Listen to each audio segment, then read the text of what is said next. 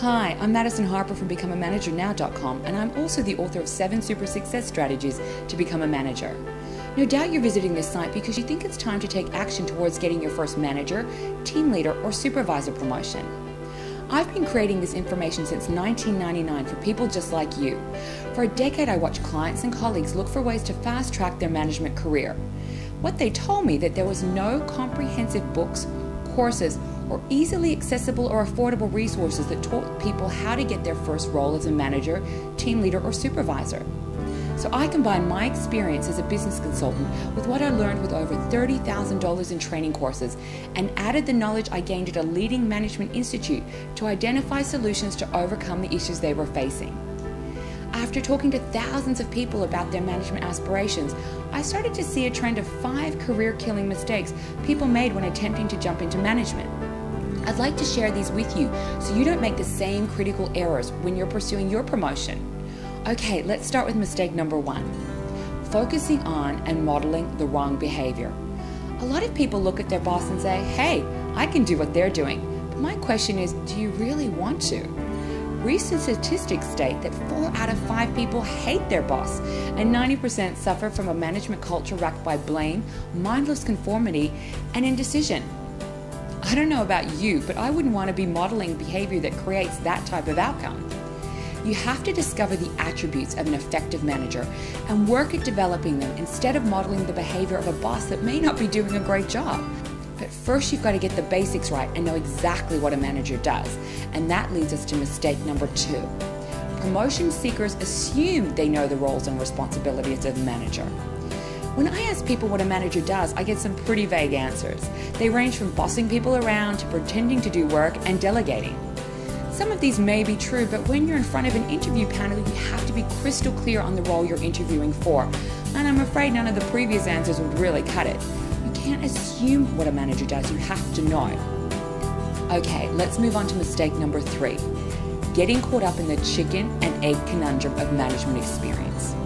I constantly hear people say, I keep getting feedback that I need more management experience to get an executive role, but how can I get the experience if I don't get the job? You probably feel like a kid just out of school all over again trying to get your first position.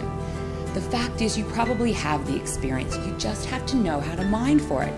You have to know what management attributes employers are looking for and then uncover opportunities to show your skills and get noticed too. The reasons why people weren't getting promoted were because they weren't prepared and they just left their career advancement up to continuing to do a good job and chance. Which brings me to the 4th critical mistake people make when trying to get their first job as a manager, team leader, or supervisor. And that is not having a plan to get the promotion. Most people think that excelling in their job, having enthusiasm, and being a go-getter is good enough to get them noticed and promoted into a management position. And that may be true to some extent, but relying on those factors alone significantly slows down your progress. You need to be clear on the roles and responsibilities of a manager in a general sense, and then be vocation specific on top of that. You also need to identify skill gaps, create a plan to develop your knowledge, build your resume and profile, showcase your skills, and get yourself prepared for when you finally do land that big promotion. And that takes us to mistake number 5. And that's not being prepared for the new job. Once they get the new job, most people are usually on a 3-month probationary period. So although they've got the role, their skills and abilities are still being scrutinized. Now you have to be effective at your job and be a good manager. And it's the management component most people get stuck on. It's a big shift from taking care of yourself to now being responsible for the success, performance, and well-being of the people who now report to you. And that's where the challenge lies. So many new managers, team leaders, or supervisors make the mistake of just doing what they did in their previous role.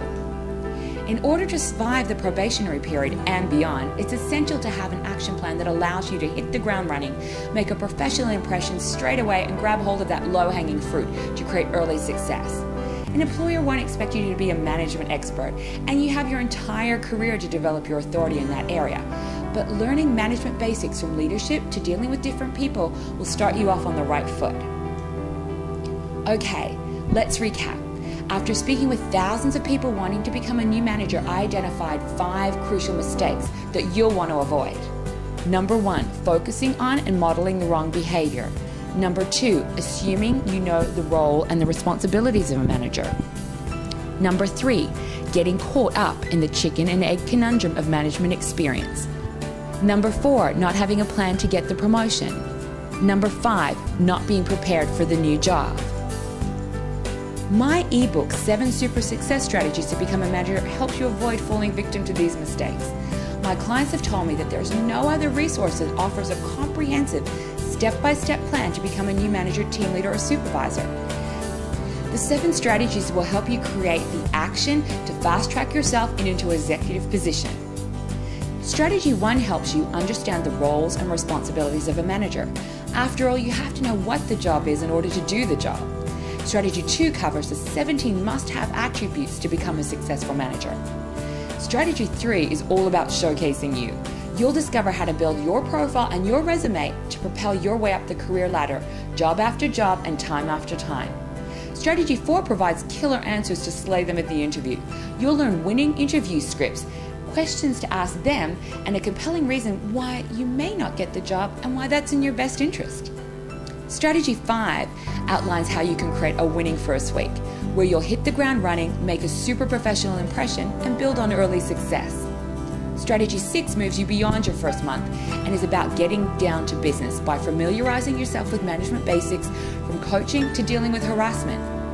You'll also discover the answers to tough situations in Strategy 7, from dealing with difficult people to your most pressing FAQs. There's also a bonus chapter which recommends useful websites, interactive tools, articles, books, education suggestions to keep you on track and growing. After all, developing your management skills is an ongoing process.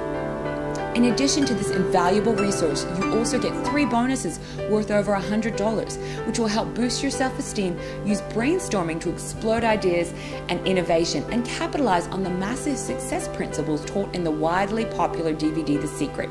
And of course, there's always my unconditional 90-day money-back guarantee. You have nothing to lose and a management team leader or supervisor promotion to gain. So if you're serious about your career, then take action now and grab your copy of 7 Super Success Strategies to Become a Manager. You'll learn how to become a manager, earn more money, fast-track your executive career, and get paid to be in charge. Even with no experience, you can become a manager with these proven strategies. Thanks for stopping by, and here's to your career success.